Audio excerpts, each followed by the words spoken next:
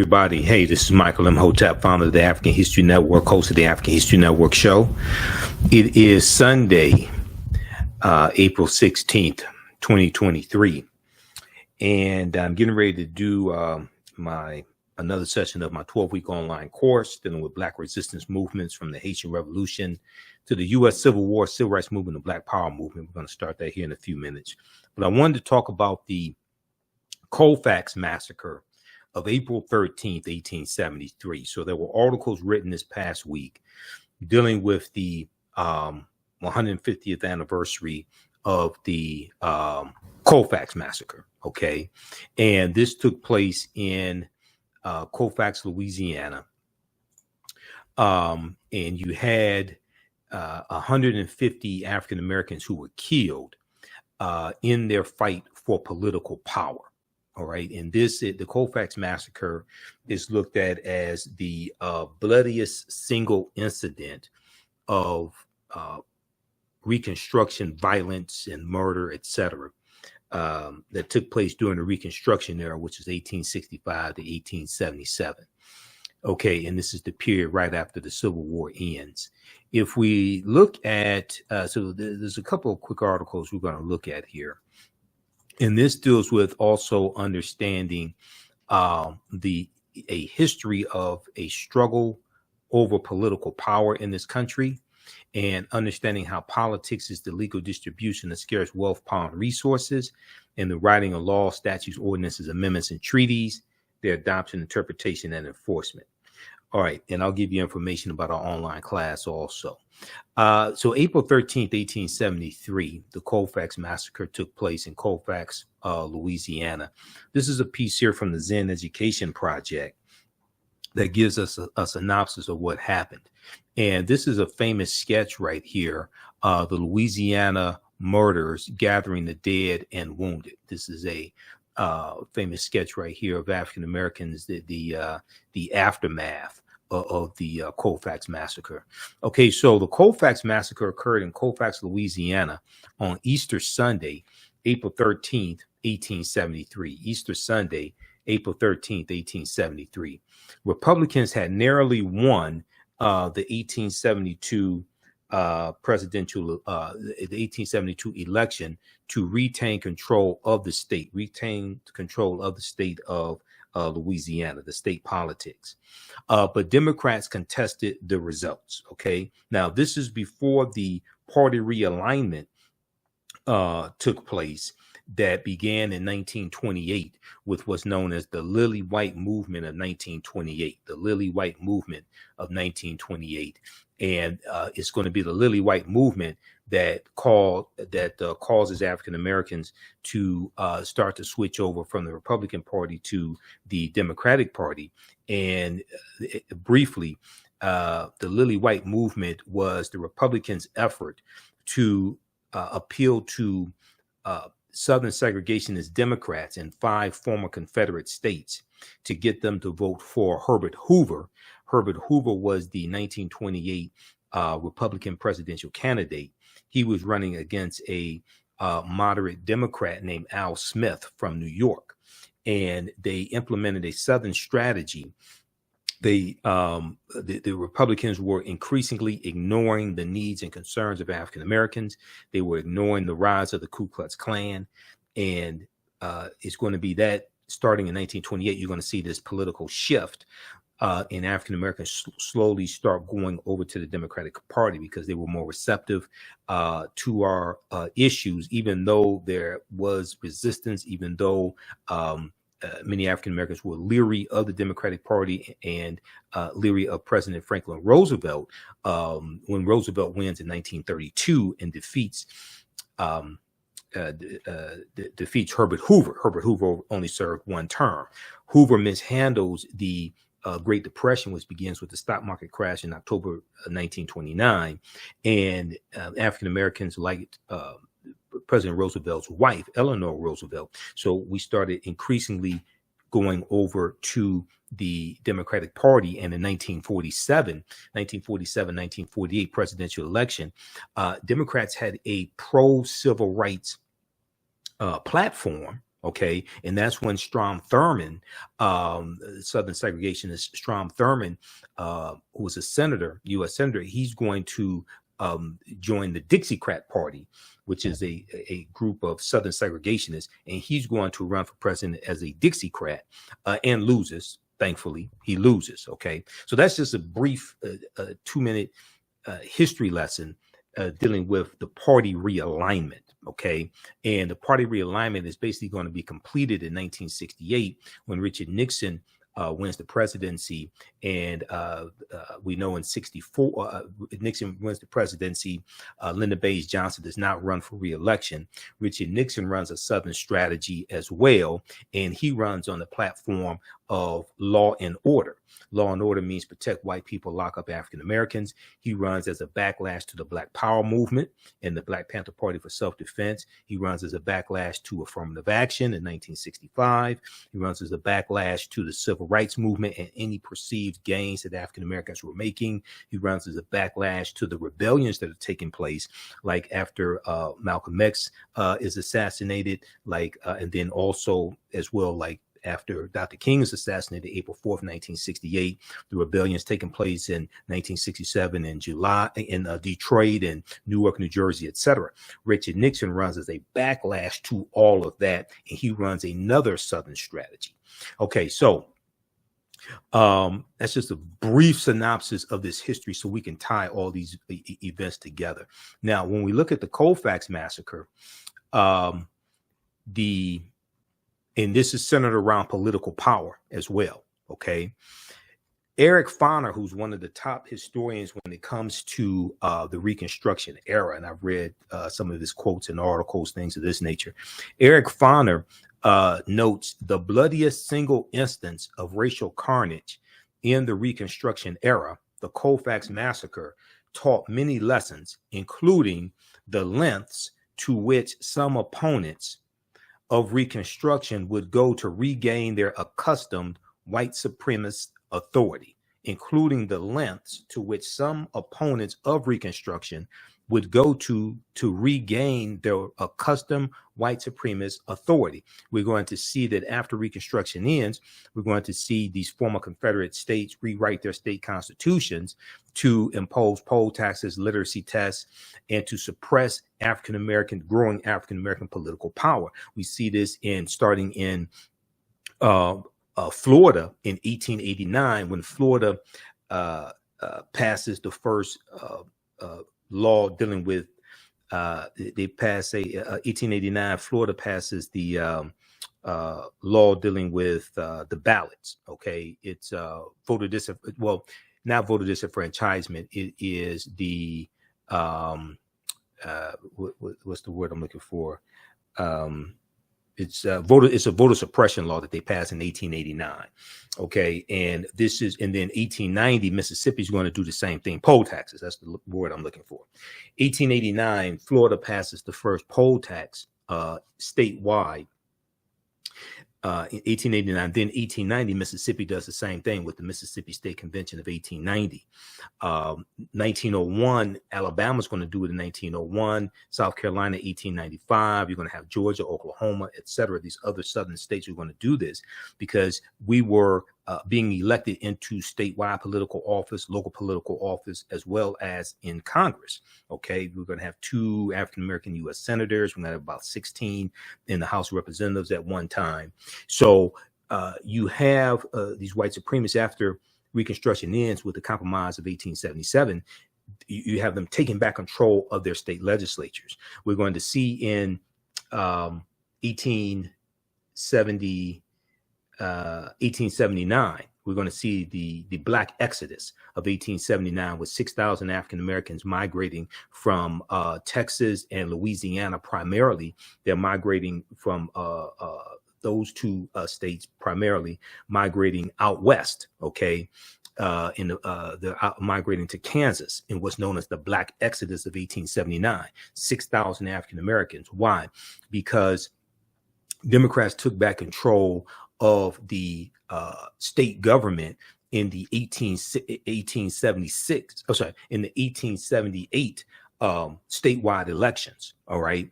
And they're are increasingly imposing harsher laws and suppressing the African American vote. So we're looking for a better way of life, and we're moving out west, westward expansion. We're moving out west and looking for greater chance to own land, and looking for a better way of life, looking for equality, etc. So that's the Black Exodus of 1879. Okay, now, fearful that white militias would attempt to take over local parish governments, fearful that white militias would attempt to take over local parish governments, Republican office holders occupied the Colfax courthouse. They give a description from blackpast.org, which is a really good source, and I use some of their articles in the online classes that I teach, blackpast.org. Here's what happened with the Colfax Massacre of April 13th, 1873. More than 300 armed white men, including members of the white supremacist organizations such as the Knights of the White Camellia and the Ku Klux Klan, okay, attacked this courthouse. When the militia maneuvered a cannon to fire on the courthouse,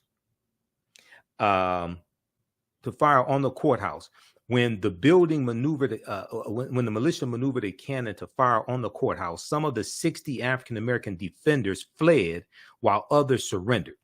When the leader of the attackers, named James Hadnot, okay, Hadnot, was accidentally shot by one of his own men, the white militia,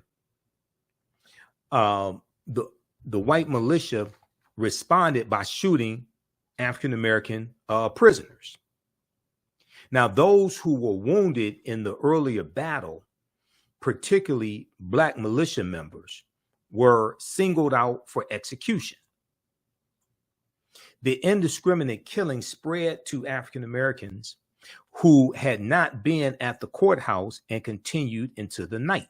So this is just one of the few battles during Reconstruction, or even during the Jim Crow era, which is after Reconstruction ends. This is just one of the few battles over political power. We see the Opelousas Massacre of 1868, Opelousas, Louisiana. We're going to see the Colfax Massacre, 1873, Vicksburg Massacre, 1874 in Mississippi. We see the Clinton, Mississippi riot of 1875, when the federal government failed to intervene. It was President Ulysses S. Grant who failed to intervene this time. He intervened in 1871 and declared martial law in 9 counties in South Carolina, implementing the Ku Klux Klan Act of 1871 to crack down on the Klan attacking and beating up and killing elected officials, including African-American elected officials. But as we see, as we go further into Reconstruction, these are all things that we go in depth into in the 12-week online course that I teach on Sundays. Black resistance movements from the Haitian Revolution to the U.S. Civil War, Civil Rights Movement, and Black Power Movement, 1800 to 1968. So as soon as I finish this broadcast today, we're starting another session of this class right around 3 p.m. Eastern Standard Time or so, Sunday, April 16th, 2023. I'm going to post a link here right on the thread of our broadcast. You can register for the full 12-week online course. It's on sale 54% off. It's on sale $60, regularly $130. Even after the 12-week online course is over with, you have full access. You can go back and watch the entire course as much as you want to. This information is PG-13, I would say. You can also use this information with your children as well. And we see what happens to us, what leads up to the Civil War taking place, what happens to us after slavery ends, and the laws and policies put in place to put us on a trajectory to where we are today, to understand where we need to go from here. Your understanding of politics is directly related to your understanding of history, because politics shapes history, historical events shape policy. All right, now, the indiscriminate killing spread to African Americans who had not been at the courthouse and continued into the night. Now, although federal charges were brought against several white insurgents, the Supreme Court, the U.S. Supreme Court, later ruled in the United States versus Cruikshank that the 14th Amendment only applied to state actions and offered no protections against against acts by individuals. Okay, so here you have the U.S. Supreme Court ruling against African Americans and weakening the 14th Amendment to the U.S. Constitution. All right, so this is a brief synopsis of what happened with the Colfax Massacre of 1873. There were 150 African Americans who were killed in this one-day incident, and 3 white people were killed. All right, so that's from the Zen Education Project. .org. If we look quickly here at this piece from the Smithsonian Institute, smithsonianmag.com, which is another resource that I use in my classes. And in this particular class, we look at probably 80 to 100 articles that we look at over the course of 12 weeks. And we have some various book references as well. But if we look at this article from smithsonianmag.com, the official website of the Smithsonian Institute, the 1873 Colfax Massacre set back the Reconstruction Era. The 1873 Colfax Massacre set back the Reconstruction Era. And let me pull this up here. Okay. Just a second. Here we go.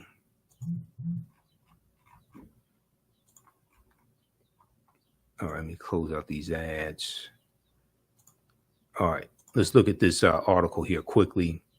And how you all like this type of information. Give us a thumbs up, give us a heart, give us a like on this broadcast. And you can also register for this online course as well. And you can use this information with your children also. Okay, so we teach this class normally Sundays, 2 p.m. to 4 p.m. Eastern Standard Time. Today we're going to start right around 3:30 as soon as I finish this broadcast. The 1873 Colfax Massacre crippled the Reconstruction Era. Occurring 150 years ago, one of the worst incidents of racial violence after the Civil War set the stage for segregation, So this article was updated April 13th, 2023, because we are commemorating the 150th anniversary of the Colfax Massacre. So here's that famous sketch that I just showed you from the Zen Education Project. This is from Harper's Weekly, May 10th, 1873. Okay, an etching of Black families gathering the dead after the Colfax Massacre. And this sketch was published in Harper's Weekly magazine, May 10th, 1873. So the Reconstruction period, which is 1865, 1877, that followed America's Civil War, was one of the worst, most violent eras in American history. During that time, thousands of African Americans were killed by domestic terrorists like the Ku Klux Klan, but also the Knights of the White Camellia and the White Knights and things like this, the Red Shirts. There were numerous domestic terrorist organizations. The Ku Klux Klan is the most well known. And these organizations tried to reinforce antebellum policies, or policies before the Civil War. Bellum is in reference to war. Ante is a prefix meaning before, who tried to reinforce antebellum policies of white supremacy. For many historians, one of the worst examples of the violence occurred 150 years ago. It's called the Colfax Massacre of 1873 in Colfax, Louisiana. Now, immediately after the war, different factions began fighting over power, and they're fighting over political power. Bitter over the Confederacy's loss, many white Southern Democrats tried their best to continue disenfranchising and restricting the right of former slaves. At the same time, insurgent white supremacist groups terrorized African Americans throughout the South. In Louisiana, the fight over the post-war government was particularly bloody, as PBS American Experience series explores, PBS Public Broadcasting System. So we see this fight over control of political power after the Civil War ends, whether it's in local government, whether it's in state government, whether it's in federal government. Okay, we're going to see this take place as you get further into the Reconstruction Era, which only lasts about 12 years. As you get into the 1870s and get into the mid to late 1870s, we're going to see a declining commitment from Republicans to continue to intervene on behalf of African Americans in Southern conflicts. Okay, and we're going to see a decline from the White House, from President Ulysses S. Grant, and then in the 1874 midterm elections, Democrats are going to take back control of the House of Representatives, which weakens the political power that Republicans have, and is going to weaken their ability to get bills passed through Congress. And then you're going to have the so you have that in 1874 taking place. Then you're going to have the Compromise of 1877, where Republicans agree to if Republicans agree that Rutherford B. Hayes, the Republican candidate for president, will remove the remaining Union troops out of the South, like in Florida and Louisiana. The Union troops are still in 3 states in the South. He will remove the remaining Union troops out of the South, which will allow the Democrats to take back full control of these state legislatures, rewrite the state constitutions, impose white supremacist laws, etc., segregation, things like this. And this is in exchange for Rutherford B. Hayes to become president. And this is what happens. Okay, we're going to see a lot of these gains that we made during this 12-year period of time during Reconstruction. We're going to see this come to a screeching halt. We look at Tennessee. Tennessee's in the news dealing with Representative Justin Pearson, Representative Justin Jones being expelled from the Tennessee state legislature in what I call a high-tech political lynching, which is reminiscent of lynchings that took place in Tennessee, but also Tennessee has a history of suppressing the African-American vote as well. So when we look at 1881, Tennessee, their state legislature, they impose segregation on streetcars and railroad cars, things of this nature. This is Tennessee in 1881. All right, now, very briefly here, simmering resentments between Southern Democrats, many of whom were former slave owners, and the Republican-dominated federal government exploded in the 1872 election for Louisiana's governor. The ballot resulted in a hotly contested split between the Republican and Democratic candidates when President Ulysses S. Grant sent federal troops to support the Republican candidate. White Southerners rebelled and formed a heavily armed insurgent army called the White League. Okay, now this is 1872. Now this is the year after the Ku Klux Klan Act of 1871 was passed by Congress. It's the third of the 4 enforcement acts, and even though the U.S. Supreme Court weakened the bill in about around 1883 or something like that, even though they weakened it, it's still on the books today. Okay, the Ku Klux Klan Act of 1871, and it gave the authority to the President of the United States to impose martial law in counties, to impose martial law, to be able to crack down on domestic terrorism when you have organizations who are interfering with elected officials conducting their official duties and inflicting violence upon them, killing them, etc., whether they are white or African American. There's a good piece from Britannica.com dealing with the enforcement acts. Okay, this was the third of the 4 enforcement acts called the Ku Klux Klan Act of 1871. All right, and if we look at this here,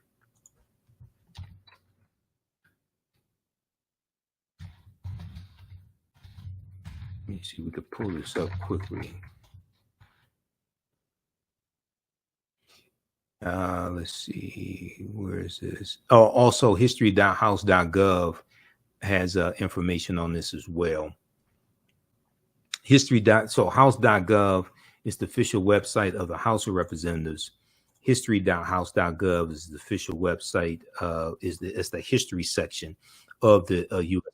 Representatives, the history section. Okay, so if we look at this here,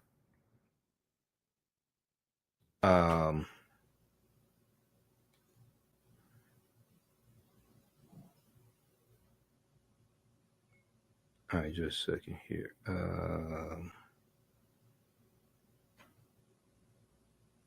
So if we look at this,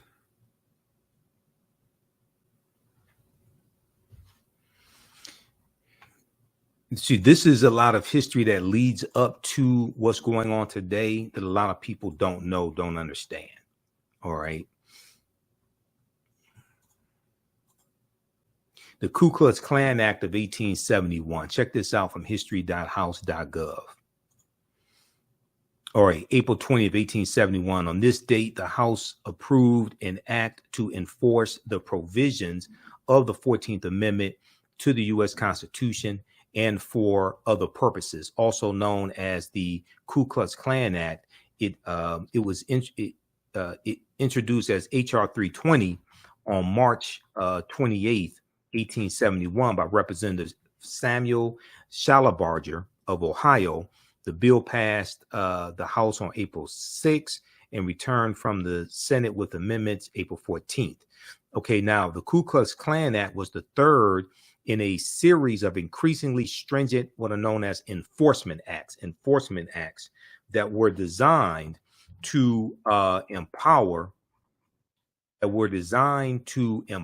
the federal government to protect the civil and political rights of individuals,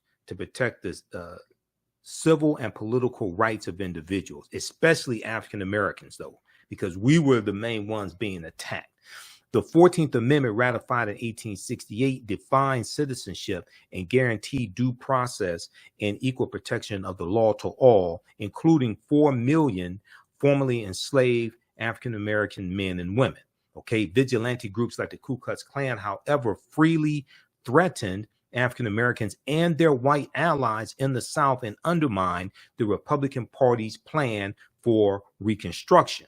Okay, now the Ku Klux Klan Act made it a federal crime to deny any group or individual the rights, privileges, or immunities or protection named in the U.S. Constitution.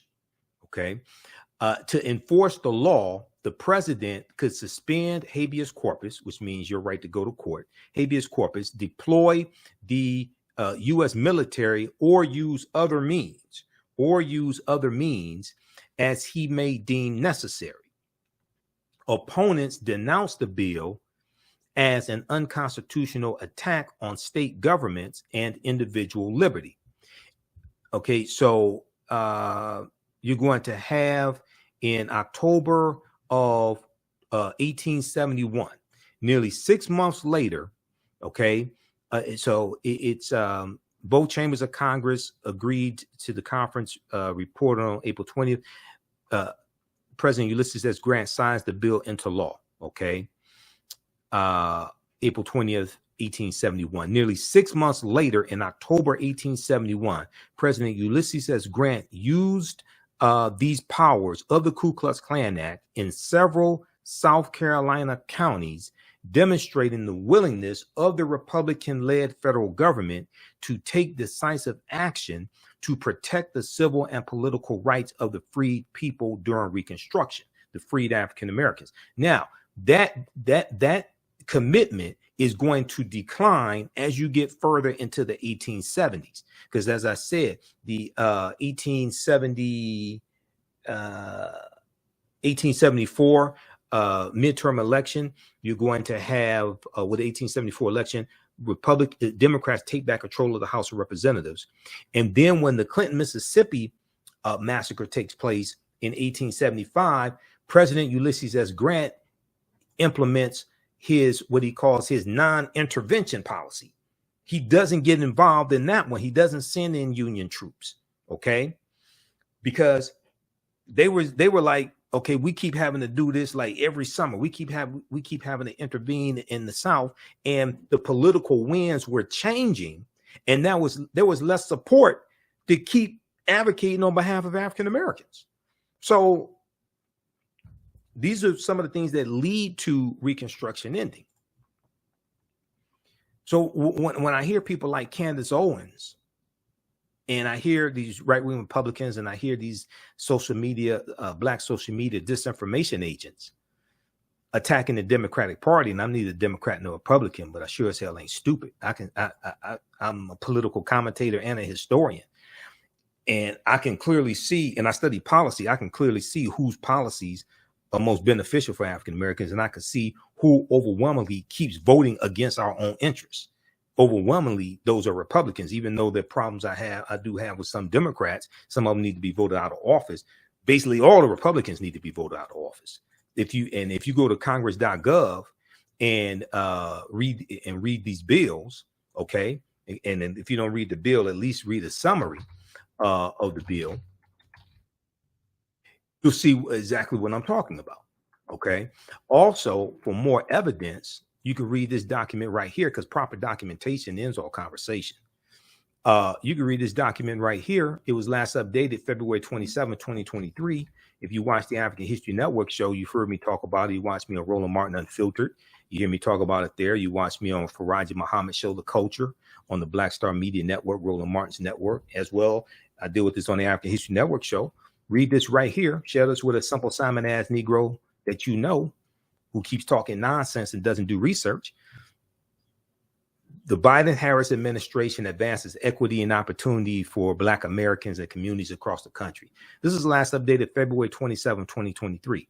This goes through, this is probably about 26, 30 pages. It goes through, and policy after policy, it breaks down how these policies from the Biden-Harris administration are helping the African-American community. Whether you talk about the American Rescue Plan, the $1.9 trillion American Rescue Plan, the $1.2 trillion infrastructure bill, whether you talk about student loan forgiveness, whether you talk about the Emmett Till anti-lynching bill, whether you talk about environmental efforts, cutting energy costs, policy after policy, all throughout. Okay. Are there still things that we want to get? Yeah, but you got a better chance getting it from Democrats than you do Republicans, because Republicans keep voting against everything that we say we want. From the George Floyd Justice and Policing Act to the John Lewis Voting Rights Act, okay, to the Domestic Terrorism Prevention Act, to the Crown Act, which deals with discrimination against African-American hairstyles. Go look across the board, go to congress.gov, look and see, and congress.gov will show you not only will it break down the bill and what it is, and you can read the actual bill there coming from the House of Representatives or the U.S. Senate. Most importantly, it shows you who voted for the bill and who voted against the bill.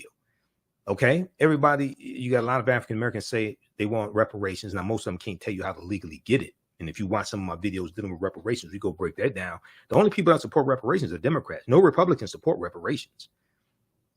Under the 117th Congress, no Republicans co-sponsored HR 40. You had like between 196 and 217 co-sponsors. They were all Democrats. No Republicans support reparations.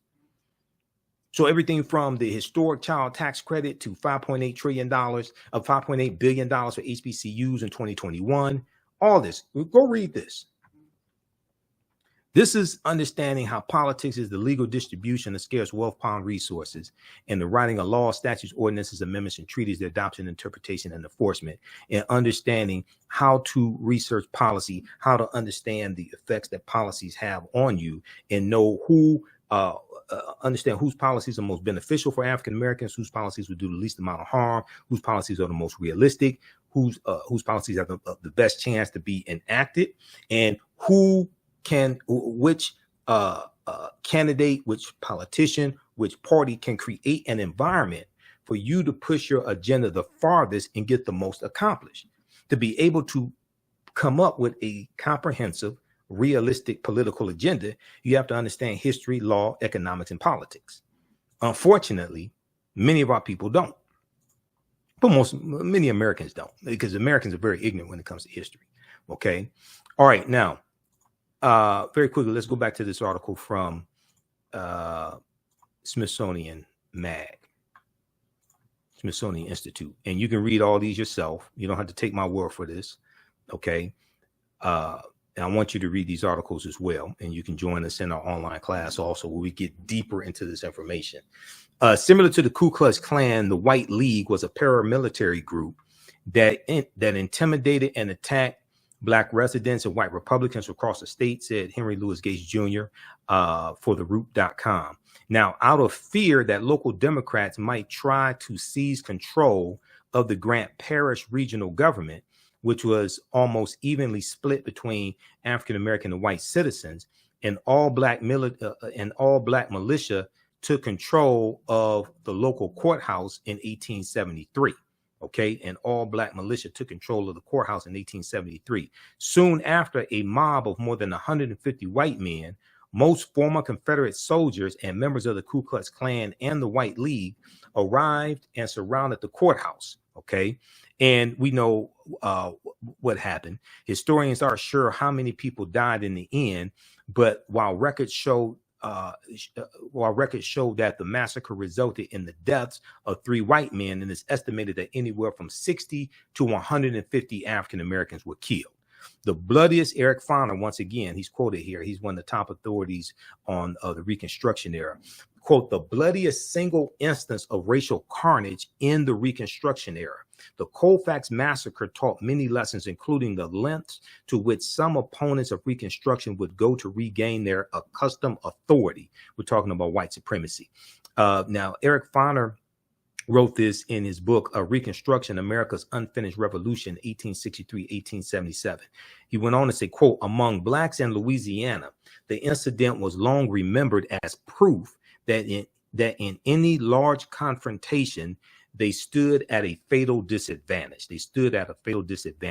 Now, while the massacre made headlines across the country and 97 members of the white mob were indicted, in the end, only 9 men were charged of violating the Enforcement Acts of 1870 and 1871, sometimes known as the Ku Klux Klan Acts, which were intended to guarantee the rights of freedmen and freedwomen under the 14th and 15th Amendments.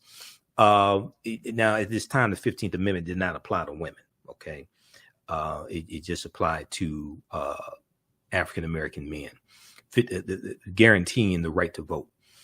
Now, lawyers for the victims believed that they had a better chance of bringing the ringleaders to justice in a federal court, citing conspiracy convictions instead of charging them with murder, which would have been tried in the heavily Democratic state courts. Okay, but the plan backfired. The defendants appealed.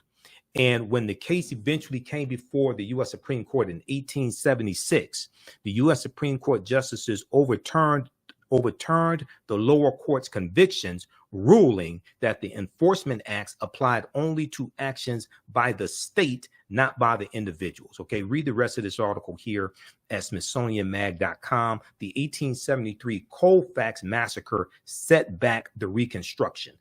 The Reconstruction era, occurring 150 years ago. It was April 13th, 1873, that the Colfax Massacre took place in Louisiana, one of the worst incidents of racial violence after the Civil War set the stage for segregation. All right. Now, very, very quickly, once again, you can register for this 12-week online course that I teach. Black resistance movements from the Haitian Revolution, U.S. Civil War, Civil Rights Movement, the Black Power movement. We're teaching the class today, April 16th. So I'm about to teach it now. As soon as I stop this broadcast here, I'm about to join students in my online school. Visit our website, theafricanhistorynetwork.com, theafricanhistorynetwork.com. We have the information right on the homepage when you scroll down. This class is on sale $60, regularly $130. We do the sessions live. All the sessions are archived and recorded. You can go back and watch it anytime. A year from now, 2 years from now, you can go back and watch the entire class. And then we also have a bundle pack. You get my Saturday class, Ancient Kemet, the Moors, and the Ma'afa, Understand the Transatlantic Slave Trade, what they didn't teach you in school. And the next sessions are those April. We just had a great class, April 15th, Saturday, April 15th. So you'll be able to watch that one in the previous classes, April 22nd, 29th, and then going into May as well. Okay, and click right here for the full course. Is on sale $60, and then the bundle pack. We scroll down. We have the bundle also. We get both classes for $100. That's a $300 value because there'll be 5 of my lectures in the video library, free in streaming format. Okay. Now, the Reconstruction era is not taught very much in schools. Okay. So people know less about the Reconstruction era than they do about the U.S. Civil War. And most Americans' knowledge about the U.S. Civil War is not that good at all either. There's a good article that I reference in the classes. This is from Time magazine, time.com. And this deals with how schools are failing to teach the history of Reconstruction. Okay. And it deals with how 45 out of 50 states, they are not teaching the history of Reconstruction properly, and most of them are really not teaching the history of it at all, or with any significance. If we look quickly here at this article from time.com, let me see here just a second, because they're trying to give me, I already have a subscription, but I don't have time to log in, because I have subscriptions to numerous. I'm on to about 35 different news sources on a daily basis. You see me on different shows. You see me on Roland Show, Faraji Muhammad Show. I do local radio here in Detroit also. I'm on 910 AM, the Superstation WFDF. You see me once in a while on the Tammy Mack Show on the Fox Soul Network. Fox 11 Los Angeles interviewed me for a piece on Pio Pico back in February 2023. Pio Pico was the last Mexican governor of California prior to the Mexican-American War of 1846, 1848. And then we know California becomes a state in the Union in 1850 because of the Compromise of 1850. This piece here from Time magazine, time.com. A new report finds that 45 states are failing to teach students about the period that shaped race relations after the Civil War. Okay, and this talks about Reconstruction. And it draws a parallel between the violence during the Reconstruction era and the violence that we saw displayed during the January 6, 2021 insurrection. Okay, and I've talked about this numerous times on shows, interviews, things like this.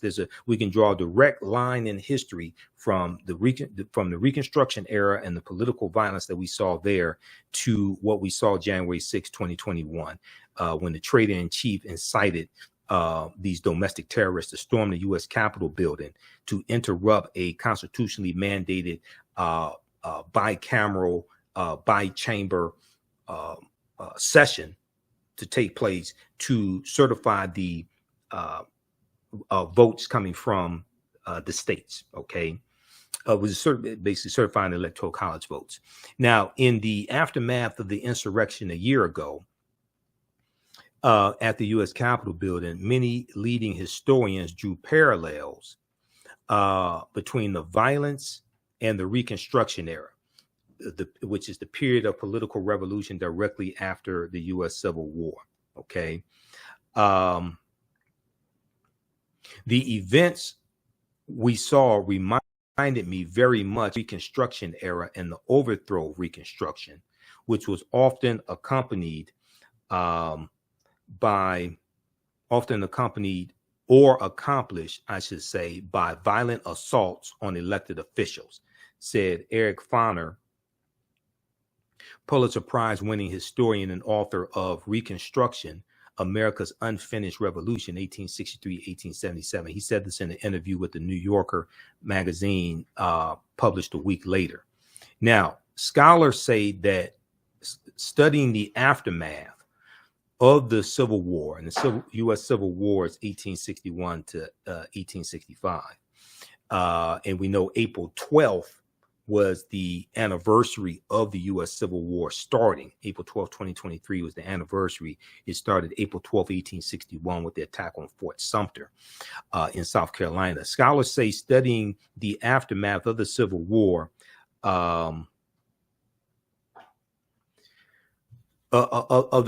can help put in context many of the most seminal events in the U.S. in recent years.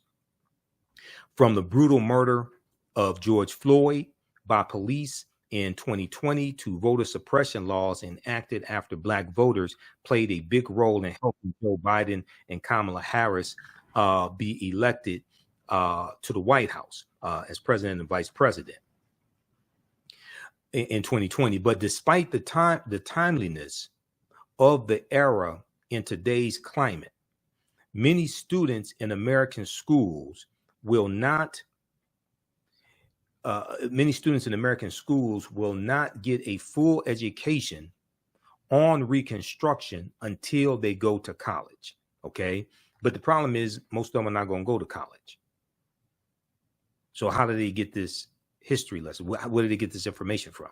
And then you have, in many former Confederate states, you have school boards, or at the state level, like in Florida under Governor Ron DeSantis, you have them passing these various anti-woke bills. You have them passing bills banning books and restricting the type of history and what aspects of history can be taught in school to further suppress this information. And this is how you manipulate people, by keeping them ignorant of history and politics. In social studies standards for 45 of 50 states and the District of Columbia, discussion of Reconstruction is partial or non-existent, according to historians who reviewed how the period is discussed in K through 12 social studies standards for public schools nationwide. In a report produced by the education nonprofit, the Zen Education Project, the report studies, the study's authors say they are concerned that American children will grow up to be uninformed about a critical period of history that helps explain why full equality remains unfulfilled today. Okay.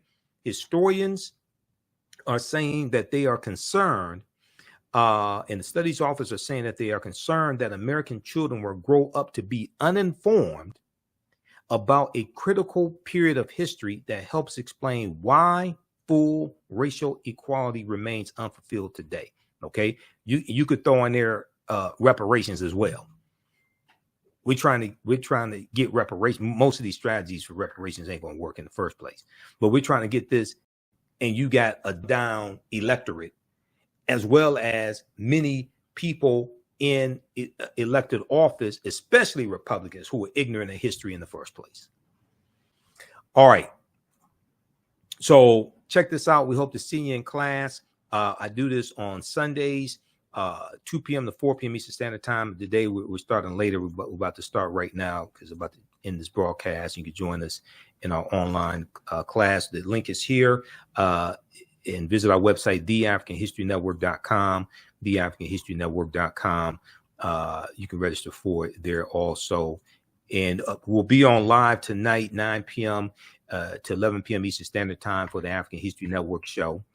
We'll broadcast on 9:10 a.m. Superstation WFDF, and then also on Facebook and YouTube. So we have some good stuff for you for our Sunday night show. Also, if you want to support the African History Network, $, the AHN show through Cash App, $, the AHN show through Cash App, then also through PayPal, paypal.me/the AHN show. This helps us keep doing the research, stay on the air, keep broadcasting, pay some of the bills, etc. We have the information right here. This is our official Cash App account, $, the AHN show, SHOW.